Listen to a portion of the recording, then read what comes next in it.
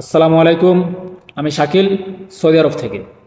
বর্তমান সরকারের যারা সমালোচক আছেন তাদের সমালোচনার কয়েকজন গুরুত্বপূর্ণ টার্গেটেড মানুষের মধ্যে আমাদের বাংলাদেশের সেনাপ্রধান জেনারেল মোহাম্মদ ওয়াকারুজ্জামান তিনিও কিন্তু একজন।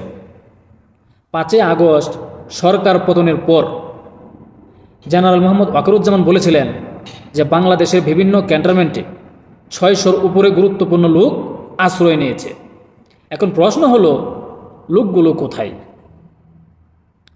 সোহরওয়ার্দী উদ্যানে মায়ের ডাক ব্যানারে বক্তব্য দেওয়ার সময় হাসনাত আবদুল্লাহ বলছে যে আমাদের ক্যান্টনমেন্ট থেকে 626 জনকে বিদেশে পাচার করে দেওয়া হয়েছে।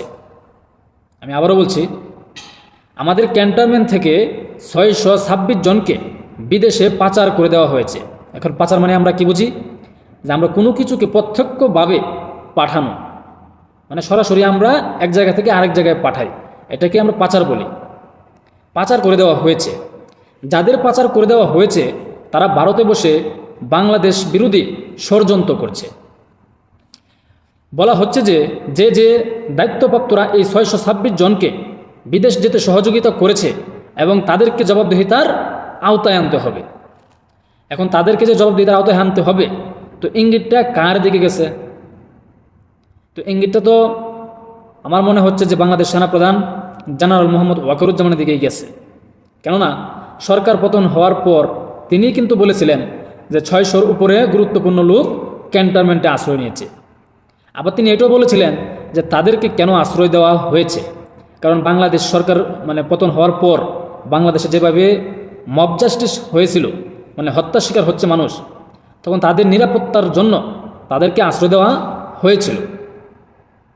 তো একজন আশ্রয়কৃত মানুষকে তো আর মব জাস্টিসের শিকার হতে দেবে না সেনাপ্রধান, এটাই কিন্তু বাস্তবতা।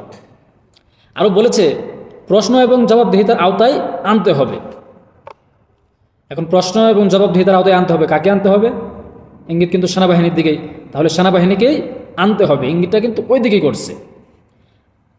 আন্তর্জাতিক মানবাধিকার দিবস উপলক্ষে রাজধানীর সোহরওয়ার্দী উদ্যানে মায়ের ডাক আয়োজিত গণজামায়াতে কর্মসূচিতে তিনি এই সকল কথা বলেছেন। পাশাপাশি বিভিন্ন সময় গুম খুনের শিকার ব্যক্তিদের স্বজনদের পাশাপাশি অনেক রাজনৈতিক দলের নেতাকর্মীরাও অংশগ্রহণ করেছে। তার বক্তব্য হচ্ছে, যারা 71কে পুঁজি করে আওয়ামী লীগকরণ করেছে তাদের বিচার হতে হবে। আর যারা সাবেক প্রধানমন্ত্রী শেখ হাসিনাকে দেশ থেকে পালিয়ে যেতে সাহায্য করেছে তাদের খুঁজে বের করতে হবে, তাদেরও ছাড় দেওয়া হবে না।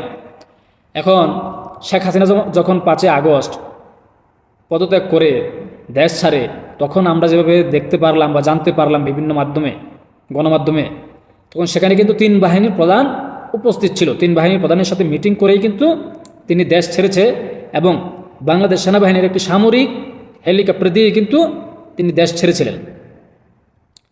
তো এখন যদি দায়ভার নিতে হয়, দায়ভার চাপানো হয়, তাহলে তো সেনাবাহিনীকে ইঙ্গিত করা হচ্ছে। কেননা বিভিন্ন সময় গুম খুনের কথাটাও এখানে আসছে এবং 626 জন যারা ক্যান্টনমেন্টে আশ্রয় নিয়েছিল, তো এটা তো সেনাপ্রধান নিজেই বলেছিল যে আশ্রয় নিয়েছিল।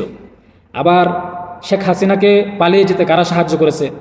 যেমন 3 বাহিনীর প্রধানই সেখানে ছিল, তাদের সাথে মিটিং করেই কিন্তু পালিয়েছে। তারা বলেছে যে জনগণ যেভাবে গণভবনের দিকে আসতেছে, তো সময় বেশিক্ষণ নাই, আপনি এখনই পদত্যাগ করুন, এখনই দেশ ত্যাগ করুন।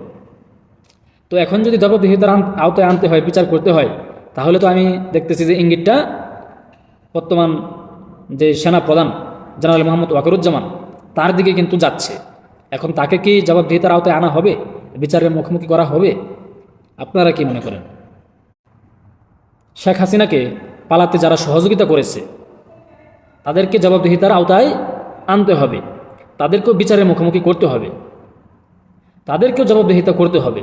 এখন এই যে কথাগুলো হাসনাত আবদুল্লাহ বলেছে, এখন এটা কিন্তু ঘুরিয়ে ফিরিয়ে আমাদের সেনাপ্রধানের দিকেই যাচ্ছে। এখন কি সেনাপ্রধানকে কি বিচারের আওতায় আনা হবে, জবাবদিহিতার মুখোমুখি করা হবে? আপনারা কি মনে করেন? তো দেখা যাক এই বিষয় নিয়ে বর্তমান সরকার কি চিন্তা ভাবনা করে এবং 3 বাহিনীর প্রধান বিষয়টাকে কি ব্রিফ করে।